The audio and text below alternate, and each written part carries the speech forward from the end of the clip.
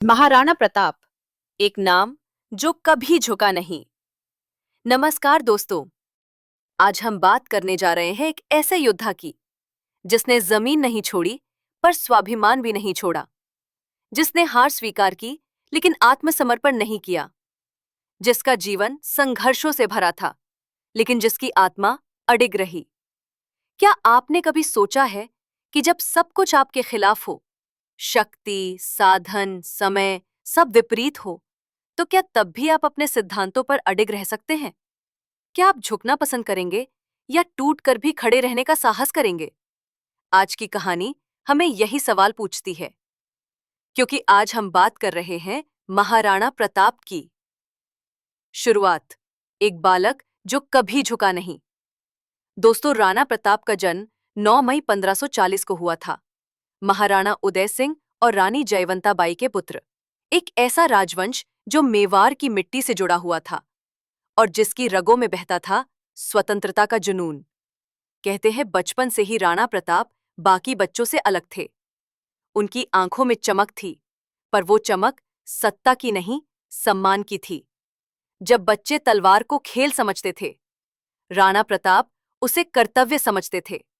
जब बच्चे सिंहासन की लालसा करते थे, राणा प्रताप को राज्य से ज्यादा राष्ट्र प्रिय था। सत्ता से ज्यादा मूल्यवान क्या होता है? क्या आपने कभी किसी को देखा है जो गद्दी को ठुकरा दे सिर्फ इसलिए क्योंकि उसके आत्मसम्मान को चोट पहुंचती है? राणा प्रताप को भी जब भाई जगमाल को गद्दी दी गई तो उन्होंने विद्रोह नहीं किया, उन्होंने युद्ध नहीं किया, उन्होंने सिर्फ मौन स्वीकार किया और अपने भीतर प्रतिज्ञा ली कि वो एक दिन मेवाड़ की रक्षा करेंगे, उस रूप में जिसे कोई मिटा नहीं सकेगा। हल्दी घाटी सिर्फ युद्ध नहीं, इतिहास की परीक्षा। 1576 में हल्दी घाटी का युद्ध हुआ। अकबर का साम्राज्य चढ़ता सूरज था। उसकी सेना विशाल थी, हाथी, तोपे, घुड़सवार, रणनीति, उसके पास सब कुछ था। और राणा प्रताप, उनके पास थी जिद, आत्मा की आवाज और चेतक। दोस्तों, कभी कभी आपको जीतने के लिए हजारों सैनिकों की जरूरत नहीं होती, बल्कि एक अडिग मन और एक निष्ठावान घोड़े की जरूरत होती है। क्या आपने कभी एक ऐसा रिश्ता देखा है जहां इंसान और जानवर एक दूसरे के लिए जान दे दें? राणा प्रताप और चेतक का रिश्ता ठीक वैसा ही था। वो एक प्रेरणा है जो हमें सिखाते हैं कि जिंदगी में हर चीज के पीछे झुकना जरूरी नहीं होता। कुछ चीजें इतनी मूल्यवान होती हैं कि उनके लिए सब कुछ खोया जा सकता है, लेकिन आत्मा नहीं। संघर्ष की छाया में खड़ा आत्मसम्मान। क्या आपने कभी ऐसा अनुभव किया है दोस्तों, जहां जीवन आपको हर मोर्चे पर चुनौती देता है, जहां आपको हर मोड़ पर सिर्फ खोने का डर सताता है, फिर भी आप झुकना नहीं चाहते? महाराणा प्रताप ने भी यही झेला। हल्दी घाटी की लड़ाई के बाद उनकी सेना विखंडित हो चुकी थी। राज्य के कई हिस्से मुगलों के नियंत्रण में चले गए। परिवार भूख से जूझ रहा था। पर राजा राजा ही होता है, चाहे उसके पास महल हो या पेड़ों की छांव। जंगलों में एक सम्राट। क्या आपने ऐसा जीवन चुना होता?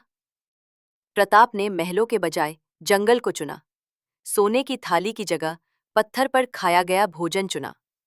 उन्होंने गद्दी की सुरक्षा को नहीं, मेवाड़ की अस्मिता को चुना। सोचिए, अगर आप होते उनकी जगह, क्या आप वो कठिन रास्ता चुनते जिस पर कांटे हों पर आत्मसम्मान सलामत रहे? एक पिता, एक राजा, एक योद्धा।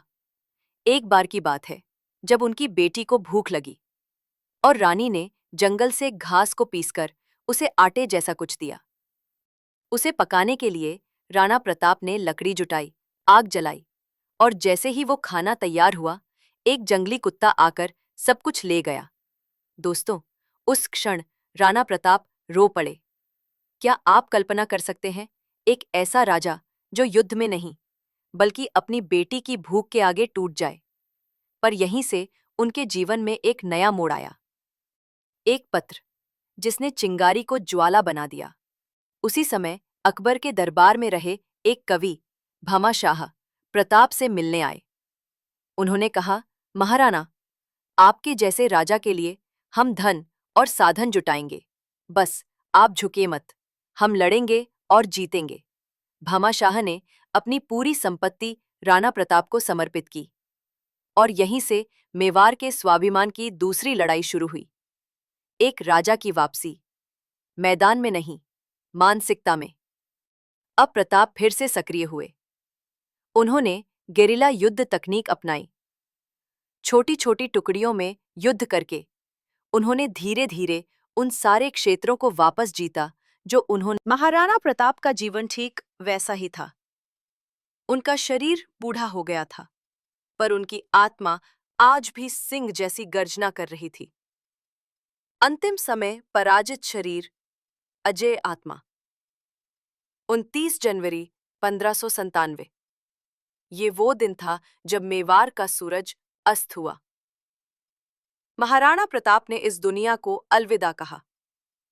लेकिन दोस्तों, क्या आप जानते हैं कि उन्होंने अपनी अंतिम सांस तक मेवाड़ की आजादी के लिए संघर्ष किया था?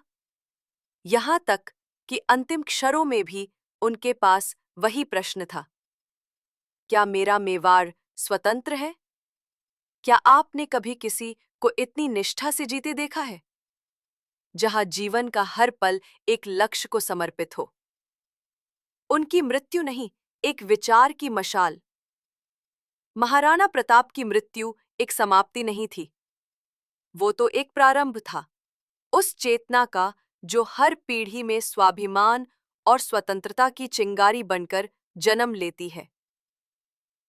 वो चिंगारी 1857 के विद्रोह में फूटी, झांसी की रानी की तलवार में दिखी, सुभाष चंद्र बोस की आंखों में चमकी, और आज भी हर भारतीय के दिल में महाराणा प्रताप के नाम से धड़कती है।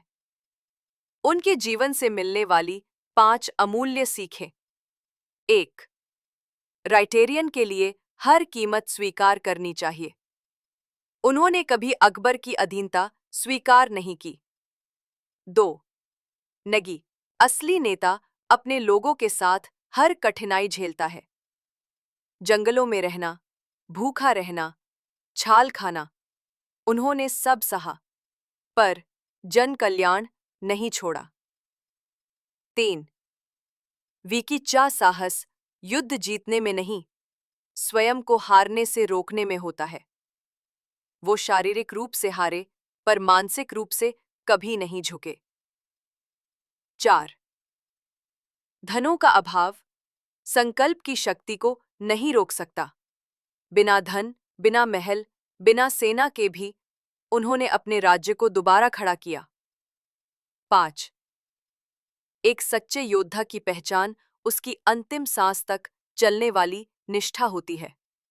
मरते समय भी उनके मन में केवल मेवाड़ की आजादी थी। महाराणा प्रताप, इतिहास की किताबों में कई राजा आते हैं, कई चले जाते हैं। कुछ सत्ता के भूखे होते हैं, कुछ केवल नाम के लिए जीते हैं, लेकिन कुछ ऐसे भी होते हैं जो इतिहास नहीं बना। और सफलता से पहले आती है सत्य के लिए संघर्ष।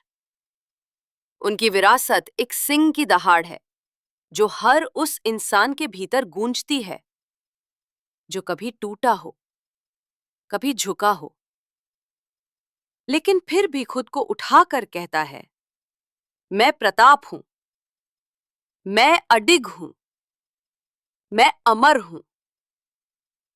दोस्तों, इतिहास की किताबों में कई राजा आते हैं, कई चले जाते हैं।